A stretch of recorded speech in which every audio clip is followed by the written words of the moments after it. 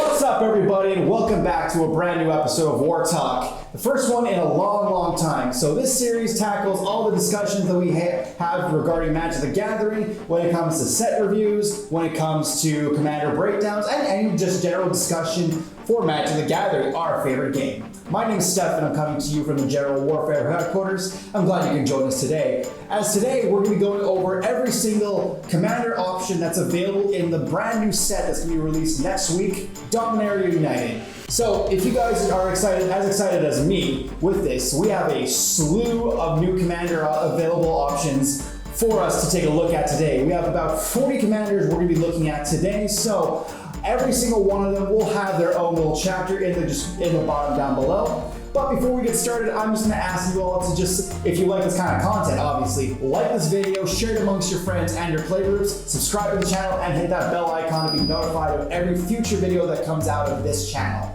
Without further ado, let's get started in no particular order. The first commander that's going to start this list off is Sheoldred the Apocalypse, a 4/5 for 2 black legendary Phyrexian Praetor with Death Touch, and the abilities whenever you draw a card, you gain 2 life, and whenever an opponent draws a card, they lose 2 life. So this is in complete contrast to what the original Sheoldred was like. If you remember what the old Sheoldred was from the new Phyrexia block, or from the new Phyrexia set I should say, that one had a very strong ability.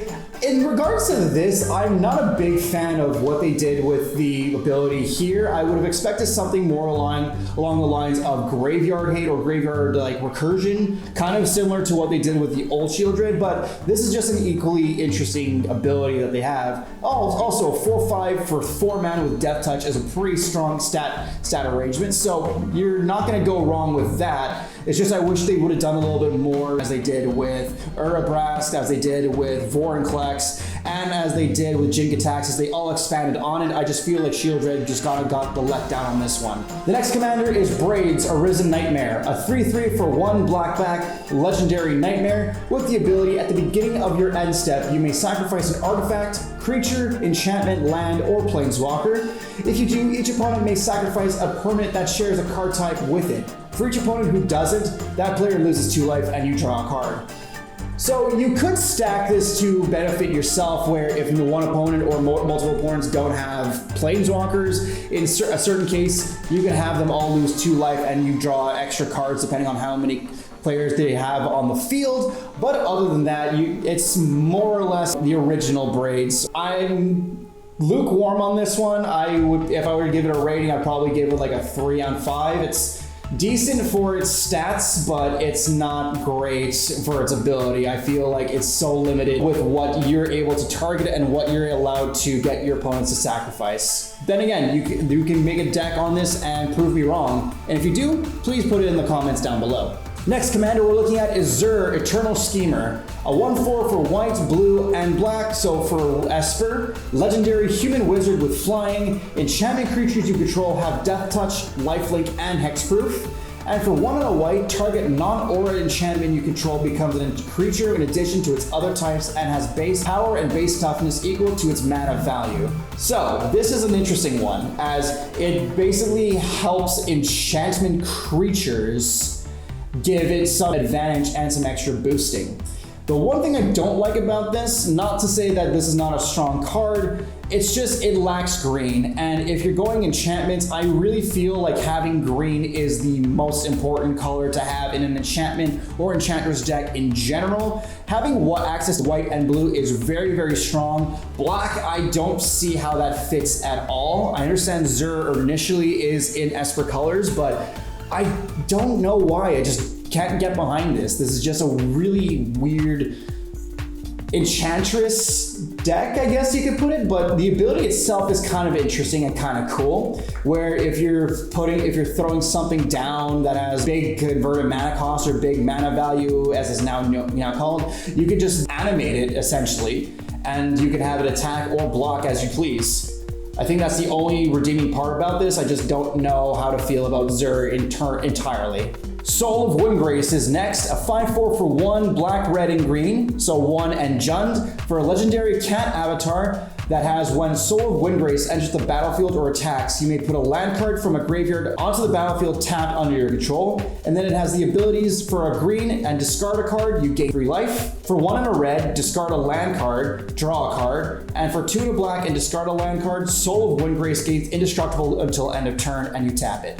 This is probably my favorite commander, straight up, no cap, no lies at all. This is probably my favorite commander that Wizards has printed in this set itself. It gives itself protection. You have the ability to draw a card and you can get some extra life back.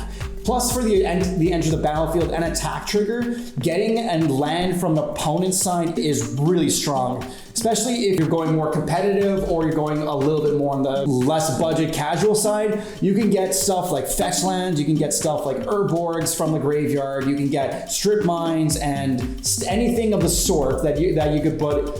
You can get on your side of the field and give you so much more of an advantage. And this is just an absolute monster of a card. I can see this being very, very strong in certain metas and certain competitive circles, depending on which way you're going with this. But I also really see this as a really strong aggro commander as well. Jhoira, Ageless Innovator is next. A 2/3 for blue and a red for a legendary human artificer that has tap. Put 2 ingenuity counters on Jhoira, Ageless Innovator. Then you may put an artifact card with mana value X or less from your hand onto the battlefield, where X is the number of ingenuity counters on Jhoira. I think this is absolutely broken. Honestly speaking, I think this is probably, if not the best, the second best Jhoira iteration that's out there. As this ability, if you have something that gives Jhoira haste immediately, you can automatically throw on 2 ingenuity counters, and then you just start throwing down soul rings, mana crypts, anything that costs 2 or less mana to cast. And then you can start, and then on your next turn, you can start throwing down War and Power Stone, Hedron Archives, anything of the sort. This is just a really strong commander, and although it's a very, very strong ability, it more than likely will be the target of a lot of hate. So a lot of protection is needed, but that being said, it's in the colors that has counter spells and ways to protect Jhoira itself. You would probably in the best possible seat for this, and also, ultimately speaking, I would love to see some deck lists that you put together for Jhoira's Ageless Innovator. Put them in the comments down below if you have one already built. Shanna, Purifying Blade is next. It's a 3/3 for green, white, and blue. So for bans, for a legendary human warrior with lifelink and the ability at the beginning of your end step, you may pay X. If you do, draw X cards. X can't be greater than the amount of life you gain this turn. So I guess Shanna is mainly on the life gain route of things, and for the ability to draw some extra cards on top of it is pretty strong, as it gives you a lot more information. I think my only criticism with this is I wish that there was just another ability next to lifelink that Shanna could have, even if it's at 1 or 2 more mana on top of it. Having lifelink and something like trample or vigilance, or just to throw it out there, even Skulk would probably be really, really good. On Shanna, I think that would be my only criticism, but let me know what your thoughts are on Shanna in the comments down below. Nematra, Primeval Warden is next. It's a 3/4 for 2 black and green, so 2 and Golgari for a legendary treefolk that has reach, and if a creature an opponent controls would die, exile it instead, and when you do, create a 1/1 green sapperling creature token. And it also has the abilities for a green and sacrifice a sapperling. Nematra, Primeval Warden gets +2/+2 until end of turn, and 1 and a black, and sacrifice 2 sapperlings, draw a card. So this already lends itself to the main theme of behind it. You're going sapperlings for sure with Nematra, but actually what's really cool about this is that this also hates on other players, and it hates on recursion decks actually, since creatures opponents control going to the graveyard would get exiled instead of actually going to the graveyard itself. Right. With that, there's no World Gorger Dragon combo, there's no Necrotic Ooze combos that you could throw out there. Hell, there's probably like Phyrexian Power combos. Even Mimeoplasm would probably have a hard time working around Nematra.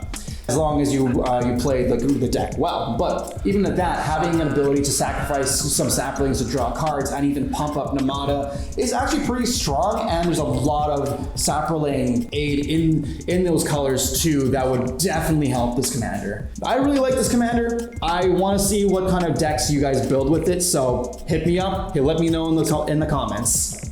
Raff, Weatherlight Starwalt is next. It's a 1/3 for white and a blue, so for Azorius, for a legendary human wizard that has when you cast an instant or a sorcery spell, you may tap 2 untapped creatures you control, and if you do, draw a card. And then for 3 white, creatures you control get +1/+1 and gain vigilance until end of turn. How do I feel about this card? I feel like you can do spell slingers and tokens, basically go wide and start slinging spells around, because that's probably the best way you can go with Raff on this. I don't know if I like this over the original Raff Capashen card, but this is actually an interesting and neat kind of idea behind it. And it kind of goes to show that Dominaria is all about card draw on this set, as we saw before with a couple of these cards to boot. And for the fact that you also have technically an Anthem effect on Raff, even if it is 5 mana to do so. And the ability to give vigilance to your creatures is actually pretty good. I just honestly wish it was 1 mana less, and then if it was 1 mana less, it would be perfect. We're now looking at the Raven Man, a 2/1 for 1 black for a legendary human wizard that has at the beginning of each end step, if a player discards a card this turn, create a 1/1 black bird creature token with flying, and this creature can't block. And then for 3 black and tap it, each opponent discards a card. You can only activate this ability as a sorcery. So the Raven Man itself, I think in concept is kind of cool, and the flavor behind it is really, really nice. But mono black discard, don't tell me if I'm wrong, correct me if I'm wrong, I should say, but I would think mono black discard probably gets a little narrow, especially considering you have discard decks like Nath and others that I can't think of off the top of my head that have a lot of good support with green as well that you can go wide with. Having black as the main, just a monocolored commander, I think it's doable. I just don't know how good the Raven Man will actually be able to get if you're just going to be constantly cycling through discards and stuff like that, because even with that, like even with Nekasar decks, like when a lot of the reliance is on the discard and wheels and stuff like that, and there's only Dark Deal from what I know that's a full wheel effect. I don't know. If you think wrong, let me know what you guys think of him. Astor, Bearer of Blades is next. It's a 4/4 for 2 red and white for a legendary human warrior that has when Astor, Bearer of Blades enters the battlefield, look at the top 7 cards of your library. You may reveal an equipment or vehicle card from among them and put it into your hand. Put the rest on the bottom of your library in a random order. Equipment you control have equip 1, and vehicles you control have crew 1. So, Astor himself, or themselves I should probably say, cool abilities all around. And I, honestly speaking, having basically going back to Boros' roots of just having combat damage and big equipment and stuff on a creature, that is very prevalent on Astor. But considering that the equipment cost gets reduced down to equip 1, that basically turns on so many good artifacts and equipments. Like Colossus Hammer gets so much better for being able to equip 1. You also have World Slayer that's also strong as hell. You have Dark Steel Plate. You have so many things that just get reduced to equip 1, and then vehicles you control have crew 1 as well. So even at that, you're looking at the Weatherlights, for example, that you could just crew 1 and then attack, and then have that ability go off too. I think Astor himself is very well rounded, and especially that Enter the Battlefield ability, I kind of really like, to be honest with you, and I think this is a very good spread. I don't know. This one get with 3.5 out of me from this one. Najal, the Storm Runner, is next. It's a 5/4 for 2 blue and red. So 2 blue and is it for a legendary Ifrit wizard that has you may cast sorcery spells as though they had flash. And whenever Najal, the Storm Runner, attacks, you may pay 2. And if you do, when you cast your next instant or sorcery spell this turn, copy it. You may choose new targets for the copy. This is just going on the same thread, basically, of almost every single Izzet commander that's come out in the last couple of years, where anything you do with instants or sorceries, you have to copy it. I would honestly love a commander that strays away from the norm for once, but let's hope for the Brothers' War to change the narrative on that one. But besides that kind of bit of criticism, what do I think of Najal? I really like the first ability of having sorcery spells be cast at flash speed. That opens up an array of really strong sorceries that you can throw down on the field and probably win on your turn, or on your opponent's turn, I should say. The attack ability, I don't really like, personally speaking. I think if I'm making this deck, I would run mostly sorceries and basically just run the gauntlet with just instant speed sorceries above anything else. Tori Devenant, Fury Rider, is next. A 3/3 for 1 red, red, and white. So 1 red and Boros for a legendary human knight with trample and vigilance. And whenever Tori Devenant's Fury Rider attacks, all other attacking creatures you control get +1/+1 until end of turn. Other red attacking creatures you control gain trample until end of turn. Untap each other white attacking creature you control. I don't know. I don't think I really have a good comment on this. This is just basically old school Boros attacks and such. Having trample and vigilance on a 3/3 for 5 mana, I think seems limited. As if for 5 mana, I would have thrown haste in there somewhere, even if you're removing either the vigilance or trample. I would have definitely thrown in haste, as this card would definitely benefit off having haste instead of maybe vigilance. That's just my personal opinion. But other than that, having an anthem whenever you attack and then giving red creatures trample and untapping other white creatures, I don't think really makes sense on this card design, but that's just a personal opinion. If you think differently, let me know down below. Solkanar the Tainted is next, a 5/5 for 2 blue, black, and red, so 2 and Grixis. For a legendary elemental demon that has, at the beginning of your end step, choose one that hasn't been chosen. Draw a card, each opponent loses 2 life and you gain 2 life. Or Solkanar the Tainted deals 3 damage to up to 1 other target creature or planeswalker. Or exile Solkanar, then return it to the battlefield under an opponent's control. Correct me if I'm wrong, but if Solkanar gets exiled and then put onto the battlefield on another person's board, I wonder if the choices get reset from there. But other than that, having an end step ability, I guess is kind of okay. Having you yourself draw a card, lose 2 life, and deal 3 damage to up to 1 other target creature or planeswalker. Pretty solid stuff, but I do feel like this lacks quite a bit as to what other better Grixis commanders can do. As like Nekazar is as I mentioned before, is an all-in-one encompassing powerhouse in Grixis, and I feel like having just an end step ability where you get to the choice to do 4 different things kind of seems a little bland and kind of slow. So, but here's the thing, it's a 5/5 for 5, and even so, I kind of wish maybe Death Touch would have been put on Solkanar. That, or even Menace would probably work really, really well with him. Other than that, I think I would probably put this one at a 3 or closer to a 2.5 if anything.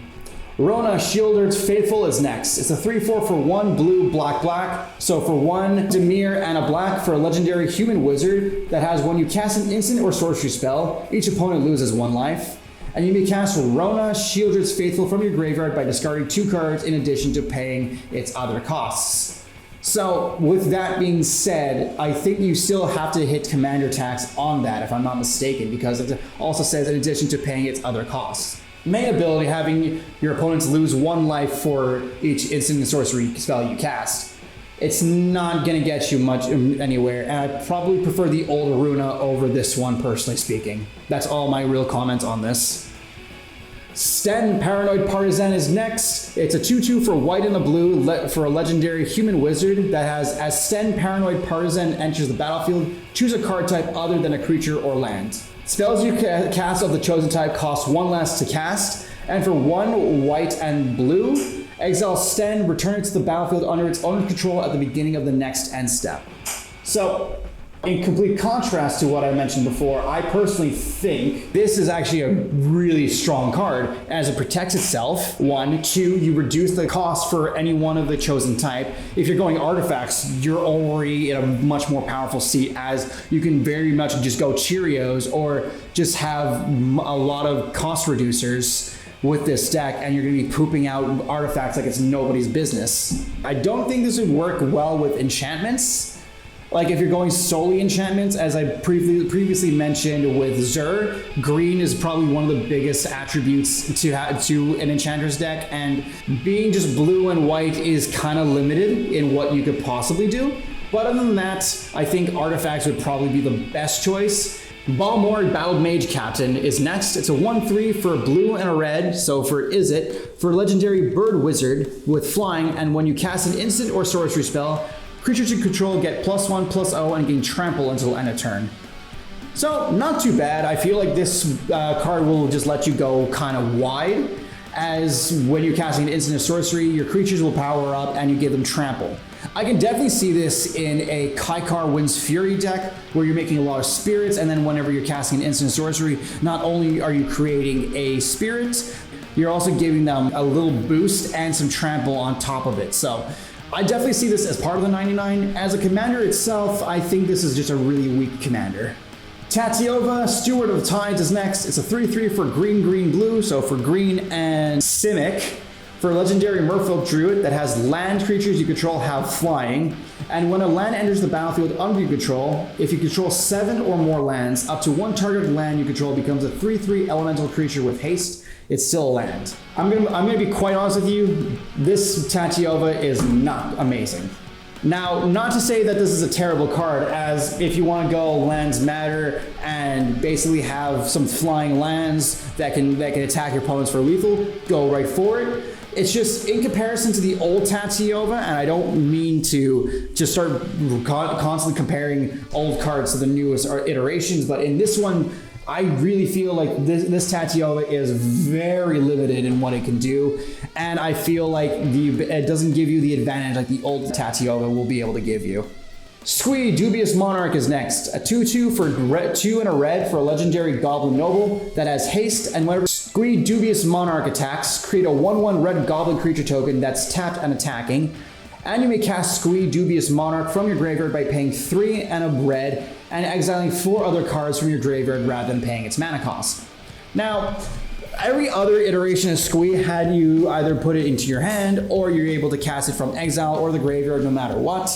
This one kind of seems has kind of fallen off the wagon, as this Squee, I feel, makes it more geared towards combat rather than actually like nefarious other things. So with this, and even so, like when you're casting Squee from the graveyard, you're paying not only 4, but you're basically just escaping other cards too. I feel the limitation on that really, really hurts this card. As if it was just 4 mana, or if it was 1 extra mana, kind of like commander tax for each time to play him from the graveyard, I think that would be so much better in terms of it, but I'm not a card creator, so this is just my own personal thoughts on the matter. King Darien the 48th is next, a 2/3 for 1 green and white, so 1 and Selesnya. For legendary Human Soldier that has other creatures you control get +1/+1. For 3 white and 3 green and white, put a +1/+1 counter on King Darien and create a 1/1 white soldier creature token. And then sacrifice King Darien. Creature tokens you control gain hexproof and indestructible until end of turn. So, King Darien the 48th. It literally took me a good minute to figure out what Roman numerals those were. But other than that, it's not only just an anthem, it allows you to create tokens and protect them. I should like this card. I don't know if it feels limited or if there's just something that doesn't make sense. Maybe the high cost to put a +1/+1 counter on King Darien and create a soldier might be turning me off of that. But other than that, like, this is just a really good card to have when you're going wide with creature tokens. Lagomos, Hand of Hatred, is next. It's a 1/3 for 1 black and red, so 1 and Rakdos. For legendary Human Shaman that has at the beginning of combat on your turn, create a 2/1 red elemental creature token with trample and haste. Sacrifice it at the beginning of the next end step. and then tap it to search your library for a card and put it into your hand, then shuffle. You can only activate this ability if 5 or more creatures died this turn. Having a tutor on a creature is always really strong, and especially with the limitation on this one having 5 creatures die. So unless you're going board wipe central or going wide and then just sacrificing all your tokens, that's the only way you're gonna be able to start tutoring. But this is also makes tokens on your combat, so you don't even have to attack. It's not mandatory for you to attack. So even if you're missing that one creature, you could just create it on your combat step, sacrifice it, and then you could just tutor up whatever card you need. Lagomos, I feel like this would be an interesting deck to brew. So if you guys feel like this would be an interesting commander to brew, let me know in the comments and I'll brew this for maybe the next couple of weeks.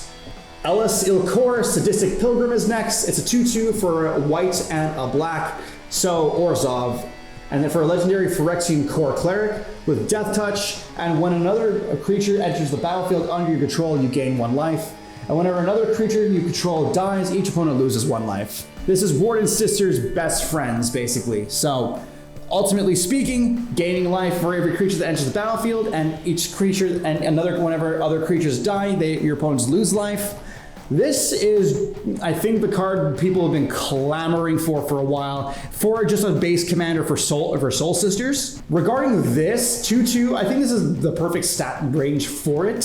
Having Death Touch on a 2/2 for 2 mana, and then having a Soul Warden or Soul Sisters ability on top of it. Really, really strong, and I could definitely see a lot of people building this guy. If you have a list already, let me see it in the comments down below, or just hit me up on my socials as well. Danitha, Benalia's Hope is next. It's a 4/4 for 4 and a white legendary human knight that has first strike, vigilance, and lifelink. And when Danitha, Benalia's Hope enters the battlefield, you may put an aura or equipment card from your hand or graveyard onto the battlefield attached to Danitha. This is a strong commander. I'm going to say this now, even though it is mono white, this is going to be very, very strong, as not only do you have 3 very important key abilities on a 4/4, First Strike, Vigilance, and Lifelink, all very, very strong. You can also just constantly flicker Danitha and keep putting equipment onto the battlefield from your graveyard, or just keep throwing down equipment or auras from your hand onto Danitha. This is going to be a really strong commander for mono colors, and I can definitely see this going very, very big. Radha, Coalition Warlord is next. It's a 3/3 for 2 red and green, so for 2 and Gruul. For legendary Elf Warrior that has Domain. What Domain is when Radha, Coalition Warlord becomes tapped, another target creature you control gets +X/+X until end of turn, where X is the number of basic land types among lands you control. So, as I've mentioned before, for Blamor Battle Mage Captain, I feel I can make the same argument for Radha, Coalition Warlord here. I feel this is a perfect card for the 99, especially in a 5-color deck, as the Domain ability will definitely put that creature over the edge when it comes to attacking. And even so, like, giving a creature up to +5/+5 until end of turn is pretty strong, and can lead to a lot of big synergistic plays. But I feel like what Radha misses out on is the mana production ability from the last iterations of Radha before this one. And even so, I really, really feel like they should have put something mana related onto this one. But then again, a 3/3 for 4 mana with an ability to pump on another creature kind of works in the same merit. Meria, Scholar of Antiquity is next. It's a 3/3 for 3 mana for a legendary Elf Artificer that has tap and untapped non-token artifact you control to add 1 green mana. And then tap 2 untapped non-token artifacts you control, exile the top card of your library, you may play it this turn. This is a pretty sound card, and you can even just put some Cheerio stuff on the field and have Meria just constantly add some green mana on there, and then start exiling the top card of your library. It's pretty passable as for a commander as it goes, but I don't see this being a really competitive commander in any way, shape, or form. That's just my personal opinion on the matter. Rulik Mons, Warren Chief is next. A 3/3 for 1 red, green, green. So 1 Gruul and a green for a legendary Goblin with Menace. And when Rulik Mons, Warren Chief attacks, look at the top card of your library. If it's a land card, you may put it onto the battlefield tap. If you didn't put a card onto the battlefield this way, create a 1/1 red Goblin creature token. I'm at a loss of words what to really think about this, as I never would have expected this kind of ability on a goblin. I mean, don't get me wrong, creature production is really strong in any meta, but never really expected a land-based or land matters kind of ability on this. It just seems a little off from what I understand, but then again, this would probably be really good for maybe a Warts the Raid Mother kind of deck, or something where you're producing a lot of creatures that will interact with the commander itself. This one as a commander itself, I think is very weird, and I don't know if it's good or not. I haven't made that distinction up yet. Jodah the Unifier is next. A 5/5 for white, blue, black, red, and green for Wooburg. For a legendary human wizard with legendary creatures you control gets +X/+X, where X is the number of legendary creatures you control. And when you cast a legendary spell from your hand, exile the cards from the top of your library until you exile a legendary non-land card with lesser mana value.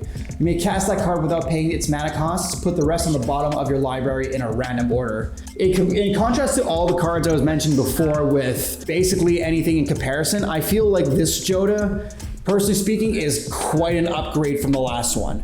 And why I say that is because not only does it give your legendary creatures an anthem effect, so if you're going legendary dragons, each dragon will get an extra boost for each other legendary dragon.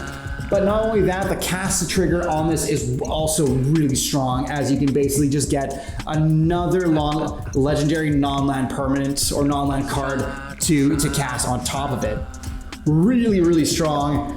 Even though you're not going to be cutting the mana cost for other cards that you might play that have bigger spells, this is still a big mana deck, and I would very much think that Jodah the Unifier is probably the upgrade that the original Jodah definitely would have needed. Ivy Gleeful Spell Thief is next. It's a 2/1 for blue and green, so for Simic again. Legendary Fairy Rogue with flying, and whenever a player casts a spell that targets only a single creature other than Ivy Gleeful Spell Thief, you may copy that spell. The copy targets Ivy. That's very peculiar, not gonna lie. You can either start pumping up your creatures by just throwing down some spells or some cantrips and stuff like that, or if you're trying to get rid of a creature, Ivy will also steal that removal spell. So if you're trying to beast within a creature, Ivy will also copy it for Ivy. If you're trying to basically pump up one of your creatures, Ivy will also get the copy. If you're modifying a creature or anything of the sort, it'll modify Ivy as well. This is just a really interesting and a really weird thing to play around, and I'm not 100% sure how you build Ivy here. So if you have any ideas, let me know in the comments down below. Ratadrabik of Urborg is next. A 3/3 for 2 white and black for a legendary zombie wizard with vigilance and ward 2. Other zombies you control have vigilance. And when another legendary creature you control dies, create a token that's a copy of that creature, except it's not legendary, and it's a 2/2 black zombie in addition to its other colors and types.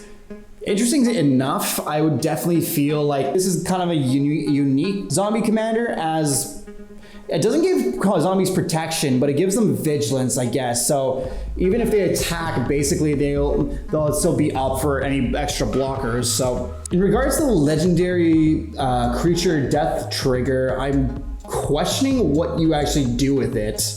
I guess if you're running Elas Il-Kor in there as well, you can probably kill them off and then have a token version of it.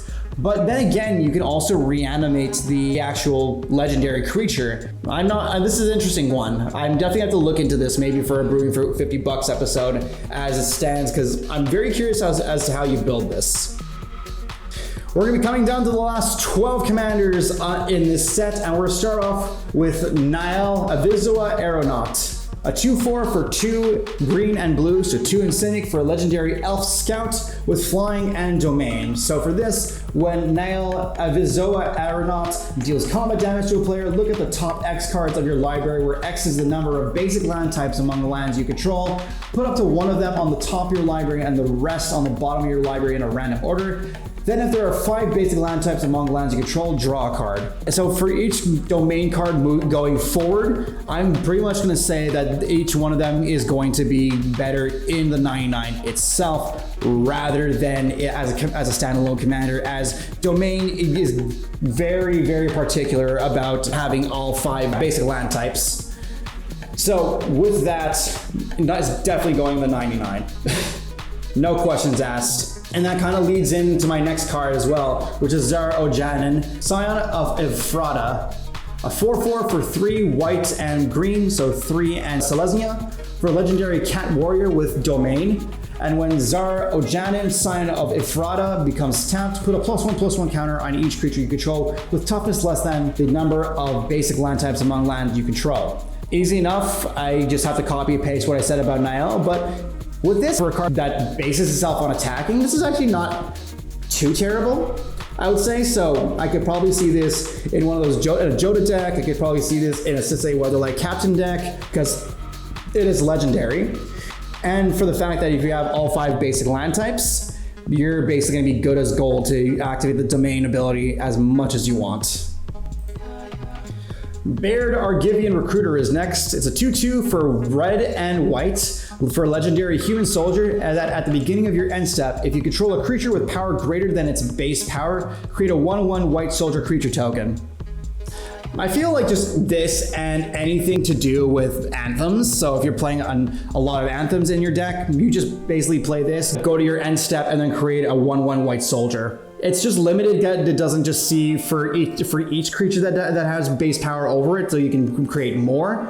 But I digress, as you're still getting some token production and you're basically getting some extra units on top of it.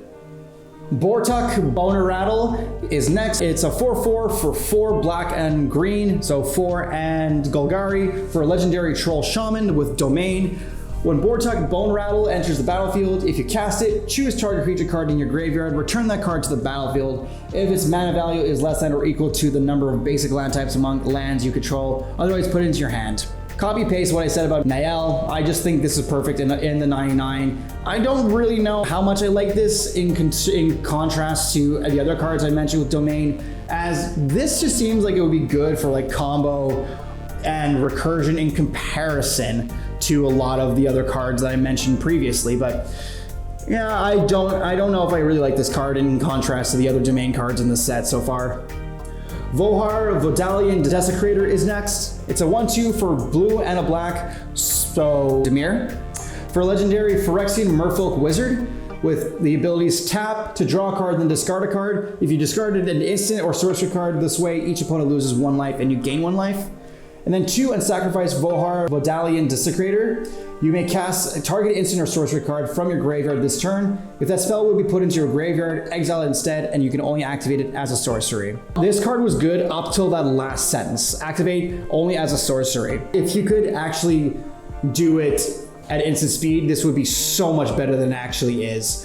But the rummage ability kind of seems out of place for Dimir, as I would have kind of expected more, something closer to Surveil. Yes, I'm not the biggest fan of this card, I guess. Queen Alenal of Ruadak is next. It's a star for green, white, so Selesnya and a white for a legendary elf noble, where Queen Alenal of Ruadak's power and toughness are equal to the number of creatures you control. And if 1 or more creature tokens would be created under your control, those tokens plus a 1/1 white soldier creature token are created instead. So this would be perfect, I would feel, in the 99. I don't know as a commander in and of itself, as I feel like this would pair perfectly well with Jinnie Fay. And considering how many tokens you get to create off that deck, any deck that basically has a ginormous amount of token production would fare very well with Queen Alenal in the 99. As a commander itself, I feel like going wide is never bad. It's just I don't think her abilities really help benefit her at all, in my personal opinion. Aaron Benalia's Ruin is next. It's a 3/3 for white, black, so white and Orzhov for a legendary Phyrexian human with menace. And the ability for white and a black, tap it and sacrifice another creature. You put a +1/+1 counter on each creature you control. So I was looking at this card a little bit earlier yesterday and trying to figure out how to build this card if I decided to make a deck around it.